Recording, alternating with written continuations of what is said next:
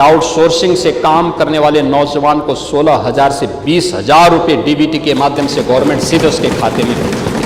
और शोषण अगर किसी ने किया ब्लैक लिस्ट भी होगा और जेल भी जाएगा।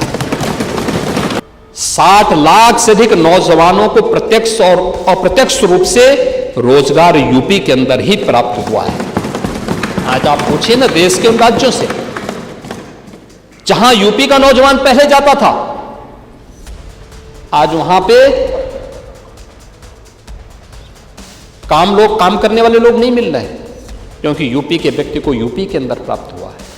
और अभी जो हम लोग एक नई स्कीम लेके आए हैं, बजट में भी प्रावधान किया गया, हम उसमें बजट पे बोलेंगे।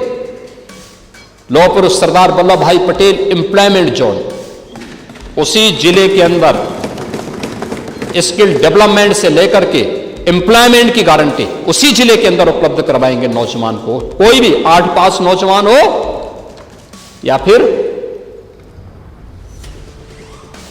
कोई टेक्नोक्रेट हो, उसी जिले के अंदर उसे प्राप्त होगा। अभी आपके एक विद्वान सहयोगी कह रहे थे, दुर्गा प्रसाद यादव जी कह रहे थे कि आउटसोर्सिंग की डकैती, सबसे बड़ी डकैती आउटसोर्सिंग के माध्यम से और उसके माध्यम से शोषण करने वाले जितने भी उसके आउटसोर्सर हैं, वे सब समाजवादी पार्टी से जुड़े हुए हैं। शोषण करने वाले जितने हैं, अरे अब मैं नाम गिनाना शुरू कर दूंगा, आप चले जाइए अरे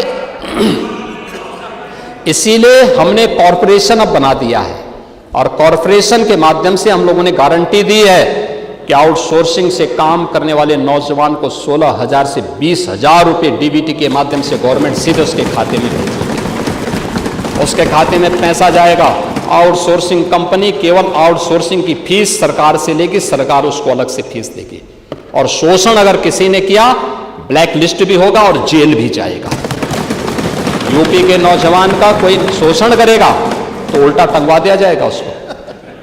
व्यवस्था हमारी सरकार ने लाई, जो कारपोरेशन बनाकर जो आउटसोर्स के कर्मचारी हैं, जो उनके तरफ से तमाम शिकायतें आती थी मान्यवर, माननीय सदस्यों के तरफ से भी तमाम शिकायतें जो आती थी मान्यवर, सरकार ने उसका संज्ञान लिया और कारपोरेशन बनाने का निर्णय लिया मान्यवर, कि ताकि इनके साथ वही बता रहे हैं, कोई हक तलफी न हो, इनके साथ कोई बेईमानी न हो मान्यवर।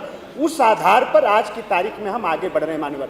और माननीय उच्च न्यायालय के भी आदेश है मान्यवर, माननीय उच्च न्यायालय के भी आदेश है मान्यवर, हम उसका पालन कर रहे हैं।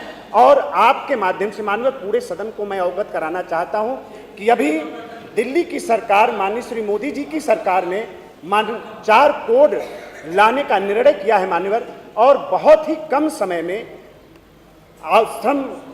श्रम सेवाएं हैं मान्यवर, उसमें बड़ा परिवर्तन आने जा रहा है मान्यवर। आगे और भी बदलाव मिलेंगे।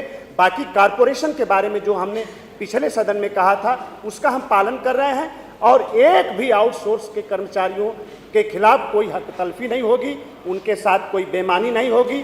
हमारा निगम जो कहता है उसके आधार पर हम व्यवस्था को आगे बढ़ाएंगे।